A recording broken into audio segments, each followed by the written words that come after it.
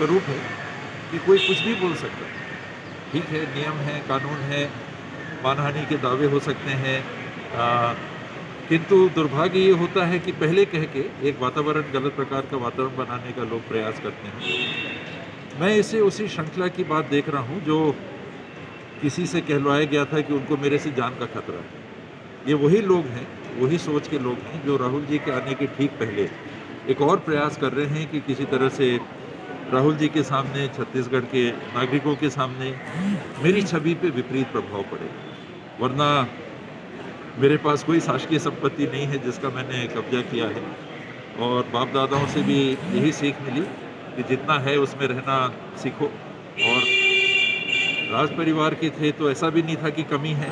जमीन जायदाद भारत सरकार के साथ जो समझौते हुए थे उसके अनुरूप उतनी थी।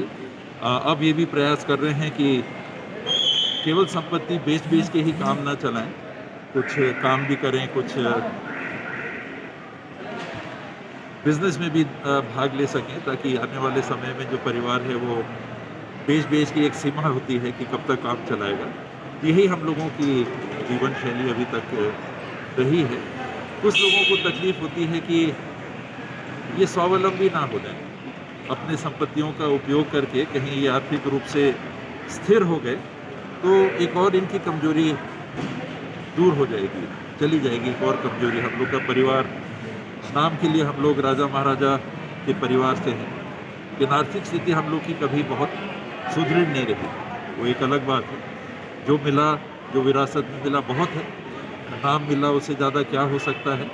और उसके बाद हमेशा यही प्रयास किया है कि अपनी जितनी चादर है उतने में ही पाँव फैलाएं, और कहीं कोई ऐसी बातें उठाते हैं तो सारे दस्तावेज उपलब्ध हैं, आप देख सकते हो, कोई देखना चाहे देख सकते हो। इन्वेंट्री क्या होती है लोगों को तो मालूम भी नहीं है।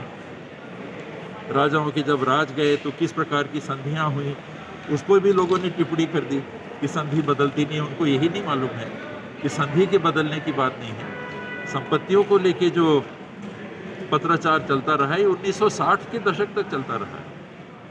हमने कहा कि हमको ये दे दीजिए, सरकार ने कहा कि नहीं हम ये नहीं देंगे, हम ये देंगे। फिर हमारे तरफ से कहा गया कि नहीं ऐसा नहीं, ऐसा विचार कर लीजिए। उन्होंने कहा अच्छा चलो ठीक है। ये तो कब से चलता रहा। जिन लोगों को कहा गया कि नहीं ऐसा नहीं, ऐसा विचार कर लीजिए, उन्होंने कहा अच्छा चलो ठीक है। ये तो कब से चलता रहा।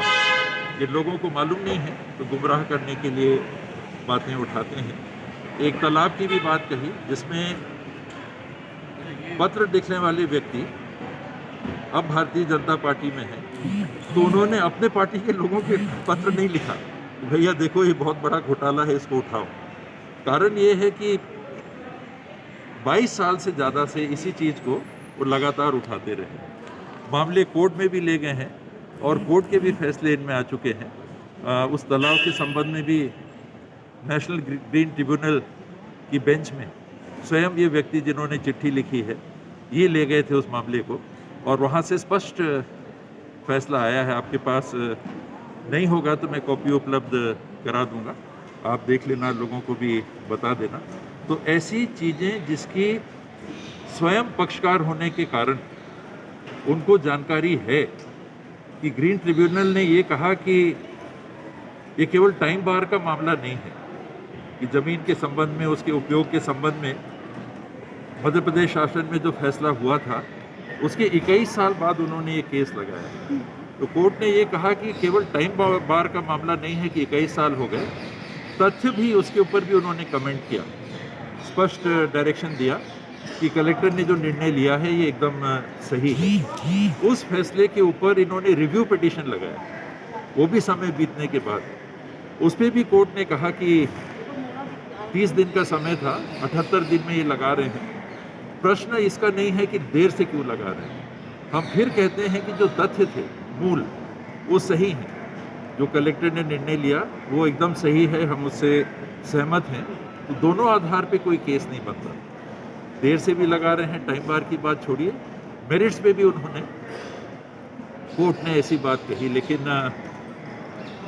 राहुल जी आ रहे हैं, टीएस बाबा को नीचा दिखाना है, कोई ना कोई षड्यंत्र करना है। टीएस बाबा ने जान से मारने की कोशिश की, वो बात नहीं चली। ये नया चीज़ छोड़ो, छत्तीसगढ़ के लगातार- लोगों के सामने छवि इनकी कोई विपरीत प्रभाव पड़े, ये प्रयास कर लो। राहुल जी के यहाँ बात पहुँचे, शायद कुछ हो जाए, ये प्रयास करो, तो यही हो रहा है। सर, इस तरीके और के आप लोग के लगातार- पास भी कहाँ से खबर आ रही है कि पूछो टीएस बाबा से, ये भी मेरे को मालूम है। ये दुर्भाग्य की बात है कि आज के समय में कोई ऐसे तंत्र जिनकी जिम्मेदारी होनी चाहिए शासन की बातों को करने की, वो निजी बातों में भी मीडिया को कह रहे हैं कि पूछो